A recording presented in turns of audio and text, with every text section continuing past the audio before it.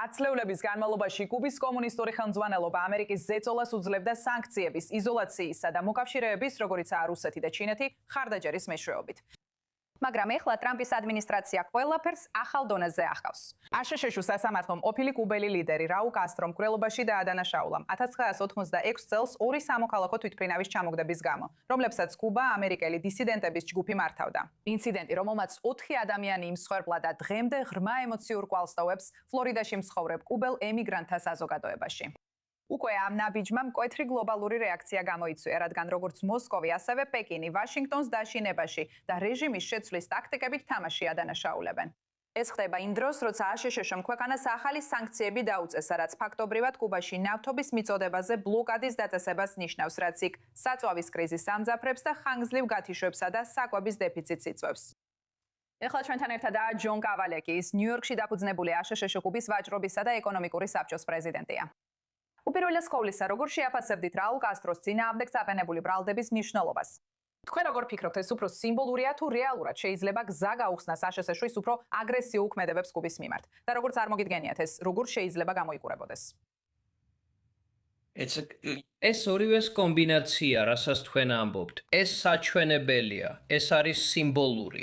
რაულ კასტრო აშშ-ის ციხის საკანში არასოდეს აღმოჩნდება, მას ბრალდებულივით საჯაროდ არასოდეს ჩამოატარებენ. ის თავის ბოლო დღეებს გაატარებს. ივნისში 95 წლის ხდება. თავის ბოლო დღეებს, ბოლო წლებს კუბაში გაატარებს. კუბაში მოკვდება, კუბაში დაკრძალავენ. მაგრამ სიმბოლურად პრეზიდენტი ტრამპი შეძლებს თქვას, რომ ეს მოხდა 1986 წელს ბილ კლინტონის დემოკრატიის დროს. შემდეგ გაგრძელდა ისე, რომ არაფერი მომხდარა ჯორჯ ბუშის რესპუბლიკელის დროს, შემდეგ ობამას დემოკრატის დროს, შემდეგ ბაიდენის დემოკრატის დროს და ახლა ტრამპის დროს. ამიტომ პრეზიდენტი ტრამპი ძალიან კონცენტრირებულია როგორც თავის პირველ, ისე მეორე ვადაზე. ყოველთვის ანაკეთებს იმას, რაც მისმა წინამორბედებმა არ გააკეთეს, ან აუქმებს იმას, რაც მათ გააკეთეს. ან მის შემთხვევაში ისინი სუსტები იყვნენ, სულელები იყვნენ, უგუნურები იყვნენ და ის რაღაცას გააკეთებს. ამიტომ ეს დემონსტრაციულობა, სიმბოლიზმი, განსაკუთრებით სამხრეთ ფლორიდაში მცხოვრები ადამიანებისთვის ძალიან მნიშვნელოვანია. რაც შეეხება თქვენს მეორე ნაწილს, ანუ გამოიწვევს თუ არა ეს პოტენციურად მეტ სანქციებს ან ადმინისტრაციის ქმედებებს, პასუხი არის დიახ. ჯერა თუ არა რომ შეერთებული შტატები სამხედრო გზით შეეცდება რაულ კასტროს დაჭერას, როგორც იანვარში ნიკოლას მადუროს შემთხვევაში. არა.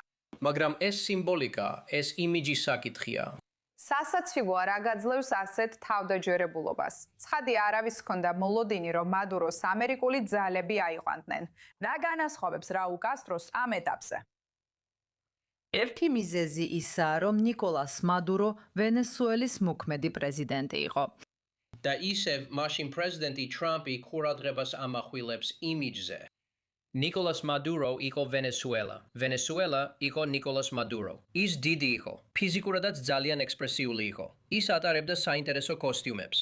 და ის რაღაც კომიქსის პერსონაჟს გავდა, მაგრამ ვენესუელას მართავდა. ამიტომ პრეზიდენტმა რამდენიმე თვე დახარჯა ვენესუელას სანაპიროსთან არმადის შეკრებაში. შევიდა, დააკავა ის და ახლა ნიუ-იორკში დაკავების ცენტრშია. რაულ კასტრო ამჟამად სახელმწიფოს მეთაური არ არის. მან პენსიაზე 2008 წელს გავიდა, ბოდიში 2016 წელს.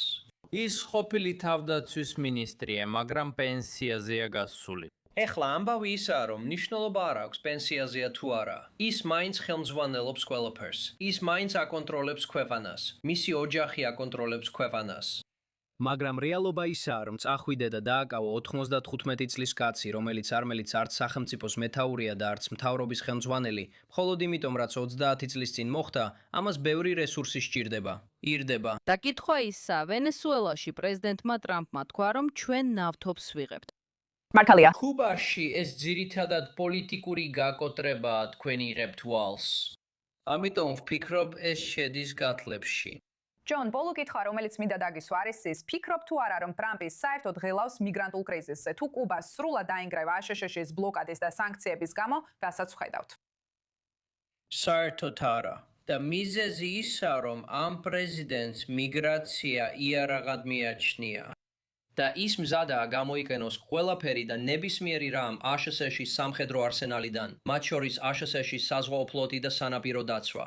ესე რომ თუ კუბის მთავრობა განზრახ ან კუბის მთავრობის მიმდინარე პოლიტიკისა და სანქციების, ასევე პრეზიდენტ ტრამპის დამატებითი სანქციების შედეგად თუ დაიწყებოდა კიდევ ერთი, მაგალითად მარელის ნავების მასობრივი გადმოსვლა 1992 წელს, ან სერპას კრიზისი ბუშის მმართველობის წლებში, რომ ამ პრეზიდენტი გაგზავნიდა საზღვაო ძალებს და სანაპირო დაცვას ფლორიდის სრუტეში და ისინი ყველას უკან დააბრუნებდნენ. ამიტომ კუბის მთავრობას ეს აღარ აქვს როგორც ბერკეტი და პრეზიდენტ ტრამპისთვის ეს თითქოს კრიპტონიტივითაა.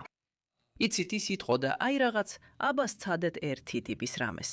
მიდით ცადეთ, რადგან მე პირდაპირ ეთერში ვაჩვენებ, როგორ ვაბრუნებთ ხალხს უკან. ნიშნულობა არ აქვს, საიდან მოდიან ისინი.